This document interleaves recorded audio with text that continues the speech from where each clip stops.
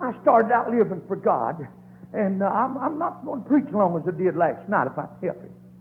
They tell me I preached an hour and a half last night, and I didn't feel like I did, but that's a long time to preach. I want to tell you, I wanted the baptism of the Holy Ghost, good brother. And the Lord had saved me good, and I know that I was saved. But every time I'd go to the altar, now I'm talking about me. Every time I'd go to the altar, the Spirit of God would come upon me. And it would speak to me and say, will you give up your cigarette? I'll give you the baptism if you'll give up your cigarette. And I just, as soon as the Spirit speak to me that way, Brother Ryle Parker, I'd get up and go and sit down. I went about 9 months of letting that thing linger in me. And I want to tell you, they was two sisters. The reason I said a while ago, the devil can take one of God's good people, and if they don't use wisdom, can hurt somebody. And these was two good sisters. And bless their heart, every time they'd see me, one would get on one side and one on the other, and they'd start. Brother Claude, are you still smoking that old devil's weed? You ought to get rid of it. You ain't no good Christian doing that. And they just, man, punched me and they got me to, the devil got me through them just to gouging me. Every time they'd see me in church, they'd gouge me. When I got on the outside, they'd gouge me. If I met them in town, they'd gouge me. And after a while, I got the place till I would have loved to got on a hill and had me a pile of rocks. I'd burnt them two women up.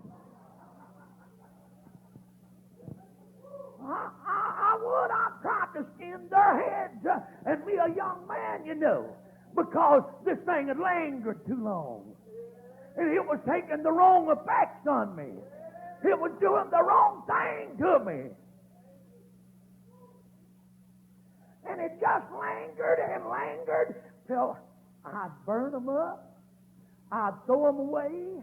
I'd give them away by cartons and tell Sister, this will last them. And as soon as I'd get out that holler and get down where I could see somebody, and I'd smell one of them things. I had Jim, give me that duck, brother. Give me a drop of that. I can't stand it. I didn't try to stand it. But one night I went to church. Now, don't frown on me. I'll see you if you do. One night I went to church, and they called me to sing Brother Hughes the special, and I got up and sung, I'm working on the building, working on the building. I'm working on the building for my Lord, for my Lord. And I got down and you know, Sister Collins, well, if I was a cigarette smoker, I'll tell you what I'd do. Well, I'd quit puffing them nasty things, start working on the building too. I'm working on the building. I'm working. You know, I married a little missionary Baptist girl. And we got out of church that night after I sung. And that song, you know, it's got if I was a liar and if I was a hypocrite and if I was a backer chewer and a snuff dipper. Lord, have mercy. If you lived the way that song, you sang that song, you'd be sanctified and holy all over. I got outside and I reached down in my pocket and I pulled out my luckies and got my lighter and I lit me up one. That little woman is soon going to be the mother of my first baby, looked up to me and said, Claude, said, why don't you practice what you preach? Lord, I never had my baptism yet instead of preaching. And I tried my best to play dumb. I said, honey, what do you mean? I already knowed it struck me just as quick as she said it. But I tried to play. She said, you go in there and you sing to them people, if you done so and so, what you do, and you come out here and do different. I always thought she just had a shy way of calling me a liar. But I walked on up the road just a little piece, and the Spirit of God spoke to me next. after she said that to me, I walked to her and I said, now, Lord, you know I've tried to quit these. And I burn them up and I give them away and throw them away. And I just can't quit. I didn't know nothing much about fasting, but the Spirit of God, I said, spoke to me next. And he said to me, said, if you will fast from this time till 6 o'clock tomorrow evening, said, I'll take it away from you. All I know that fasting was is doing out of food and not drinking nothing. So I jumped right on it. I put my lucky on my finger and flipped it up the road. When I got up, put my 9.5 on it and give it a rubbing and walked on up the road. Got almost to the house and I said, now, honey, when I get home, I said, I ain't going to eat nothing. I always snacked when I got home, you know. And I said, don't fix me no breakfast in the morning. And I said, I don't want nothing to eat before 6 o'clock tomorrow evening. Oh, that thing had lingered and lingered and lingered. It had pulled me down. It had beat me out of a blessing. It caused me to not have the victory. It caused me to be troubled. It took money out of my pocket. It made me sick. It made me feel bad. Ah, but when 6 o'clock comes, I prayed. I went up to my altar and I prayed. And I'd come to the house just before 6. And Sister Ely looked like she had just fixing enough potatoes for her. Yeah. It just looked like she was putting on enough bread just for her. But she's cooking like she always did. I passed the water bucket. We had water buckets back there in the hills, you know, in the spring. And I went by the water bucket and I wanted to go over and get hit by the bale and just turn it up on the side and drink out of it till I was full. And I said, honey, you better pray for me. I can't stand it. But I got out of that house and went back to my altar and I prayed. And I come to house. It was about 5 minutes to 6 o'clock. And I come in and that food was smelling the best. Oh, you talk about an aroma. You talk about that house smells tough. I thought, Lord, I could eat every bite, chief God. And I passed that water, but I could drink all this water. I'm hungry and I'm thirsty. I can't stand it. And I was walking through the house and the Spirit of the Lord said, you haven't read my word today. And I got my Bible and run into the bedroom and I got down. And to this day, I don't know the chapter or the verses, but it took my mind off of the smell of the food. It took the thirst out of me for water. It took the hunger for food out of me. And it was around about 10 minutes after 6 before I got up from there. And do you know what? That thing that was killing me. That thing is keeping me from getting the Holy Ghost. That thing that was keeping the power of God out of me, it was whooped now. Praise God, I could walk and tell people that the power of God had set me free. Tonight, you may have to fight some battles.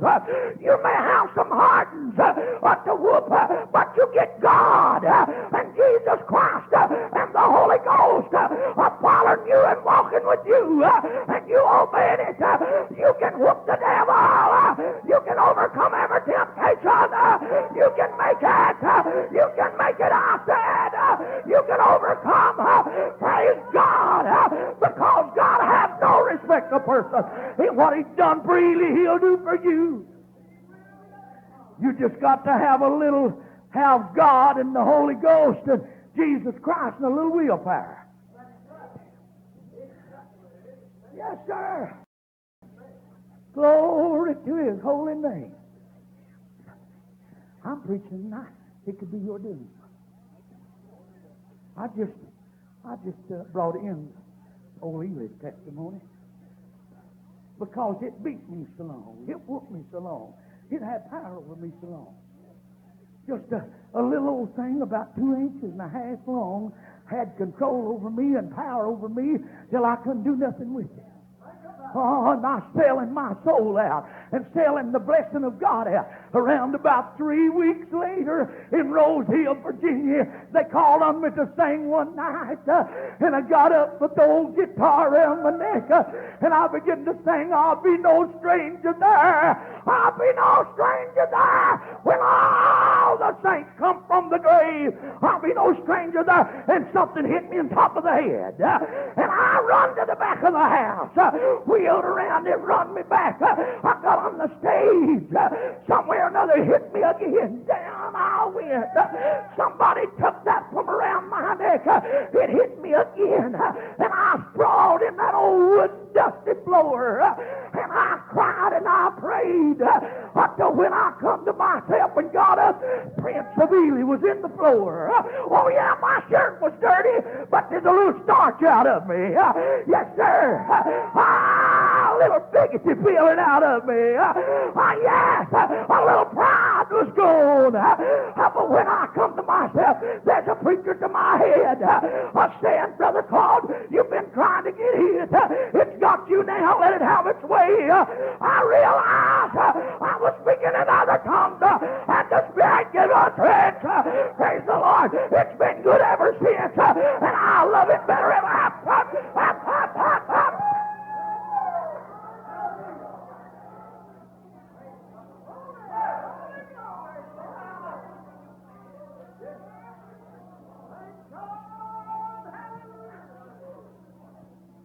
The more it gets on me, the more I love it. Glory. Lord, and me just a letting the devil, letting his playford his anger in me that was keeping me from getting the victory. Hallelujah. Well, anger could been my doom. You see, I never, let me get back to them two sisters. I don't want to leave them out there, me wanting to skin the head.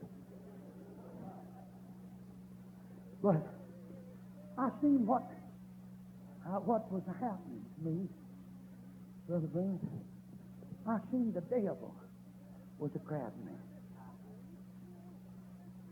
And probably if I'd stayed around close to them two dear sisters, I would have backslid. And they meant good. They meant right. But you know, you can have buddies and just linger with them a little too long. Help me now, Jesus. If I don't careful, I'll get the meddling again. I just can't give her up. I just can't give him up. I just got to be with them. I said, Lord, you gotta help me. There's something getting in me, it ain't you. So I got to get away from them and then give them no chance. You got to cry. And the good love of God just come in and feel me, and I loved them. Didn't want to hurt them. Didn't want to throw no rocks at them. Didn't want to skin their head. And loved them so much that I went where they're at, and I told them, I said, sister, you got to forgive me. The other day I wanted to hurt you. What for, Brother Ely? Because you all the time just gigging me around and talking about this and that and the other, and I didn't want to hear it. Praise the Lord. Lord, when you get this good Holy Ghost that I'm feeling in my soul tonight, and you get it in you just right, it'll make you not linger. It'll make you afraid to linger. You'll get every bit of the Jonah spirit out of you. Yes, sir. You will, Mama. Lord, don't linger around home. Start your prayer life. Don't linger. Be afraid. I was preaching up here in Ohio, and I was preaching about prayer and what prayer do, you know. And I told mothers they ought to pray so people could hear them out in the other houses and the other apartments. And they ought to pray for their children till their children could hear them. And this mother cornered me after church broke, and Brother Gross, I won't call you Brother Paste, I'll call you Brother Gross. And she cornered me and she said, Brother Ely, said if I was to pray like you told me to, I'd run every one of my children off. They'd leave home. Boy, I tell you, I never did leave home because Mom and Daddy prayed. It done something to me. It done something to me. But she said, I can't pray and run my children off. Listen, friend, tonight, there are going to be more children, Mama, Daddy in hell, because Mama didn't linger in prayer. She give up too quick. Daddy give up too quick. Language could mean your child's doom, your son, your daughter's doom. Language.